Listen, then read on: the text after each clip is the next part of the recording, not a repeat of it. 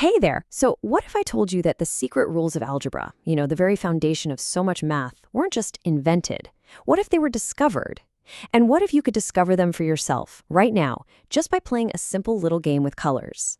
That's the big question we're diving into. We are going to use this simple grid of colors to unlock the four fundamental properties of algebra. We won't need any equations, no variables, just our eyes and a knack for spotting patterns. All right, this is our game board. I want you to think of it kind of like a multiplication table, but for colors. That little symbol in the corner, the circle with the plus, that just means combine. Our mission, should you choose to accept it, is to find the hidden rules of this little universe. And playing is super easy. You just pick a color from the side, pick one from the top, and then see where they meet in the middle. That's literally it. You are now officially a mathematical detective. So let's try one out together. What happens when we combine, say, yellow with pink? Well, we find the yellow row, we trace our finger across to the pink column, and boom, the answer is green. Simple, right? First up on our hunt is what I like to call the anchor color. In the math world, they call this the identity property. We're on the lookout for a very special color that kind of holds this entire system together. See, in any system like this, that anchor is called the identity element. It's the neutral player in the game. It's the one that when you combine it with anything else, does absolutely nothing. It just leaves it alone. So, take a look at our first clue. If you look at that black row, notice anything? It is a perfect one-for-one copy of the header row right above it.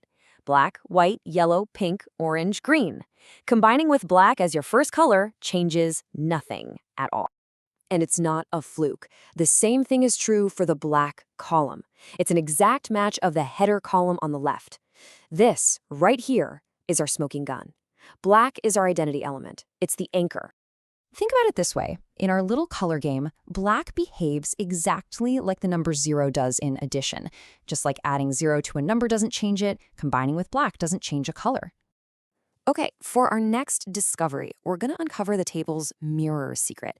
This is also known as the commutative property. So we've found our anchor, but now, does the order we combine colors in actually matter? Let's run a little test. Is combining yellow with green the same thing as combining green with yellow? What do you think? Okay, first up, we start with the yellow row, go across to the green column, and the table tells us the result is white. Got it. Now, let's reverse it. We'll start in the green row this time and go across to the yellow column, and look at that. We get white. Again, the result is exactly the same. The order didn't matter at all. And this is not just a one-off trick. If you were to draw a line from the top left corner straight down to the bottom right, you'd see the entire table is a perfect mirror image of itself across that line. That pattern is everywhere. And here's the really beautiful part. That visual symmetry, that mirror effect that you can see with your own eyes, that is the mathematical property of commutativity. You just proved it, and you didn't need a single number to do it. Our third big property is all about chaining and grouping, which mathematicians call the associative property. We know the order of two colors doesn't matter, but what if we combine three? Does it matter how we group them?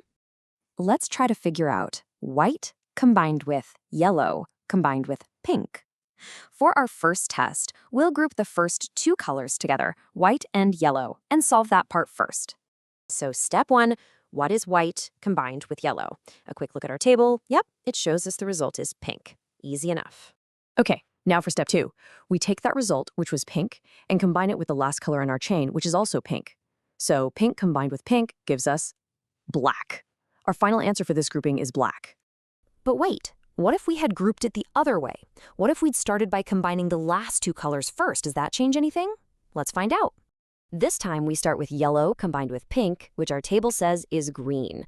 Then we take our first color, white, and combine it with that green, and what do you know? We get black, the exact same result. We got the exact same answer. This property is called associativity, and it's actually incredibly powerful. It means that when you're chaining things together in this system, you don't even need parentheses. You can just go for it because the answer will be the same no matter how you group them. And now for our final property, the undo button, or what's known as finding inverses. We know black is our neutral, do-nothing color. But is there a way to get back to black from any other color on the board? In algebra, this undo button is called an inverse. And the cool thing is, for every single color in our game, there's a special partner color that, when you combine them, takes you right back to our identity, which is black. Finding an inverse is like a little puzzle. To find the inverse of white, for example, we just look along the white row until we find black. Okay, there it is. Now we just trace up that column and we see its partner is green. White and green undo each other. And it turns out every color has a partner. White's inverse is green. Yellow's is orange. And check this out. Pink is its own inverse. Pink combined with pink gets you right back to black. Same with black, of course. And this is why inverses are so incredibly important. They are the tool that lets us solve for unknowns. Anytime you have an equation, you can use inverses to undo the operations on both sides until you isolate that one missing piece. It's the key. So finally, let's zoom out and look at why this little color game actually matters. This is the big picture. We found some really cool patterns, but what have we really done here? Believe it or not, you just discovered, completely from scratch, the 4 foundational rules of abstract algebra. You found a neutral anchor point, you proved that order and grouping don't matter, and you found a way to undo every single action. These are not just some random rules somebody made up and put in a textbook. They are the deep, logical, and elegant structure that underpins entire fields of mathematics and science. You didn't just learn them, you actually saw them for yourself.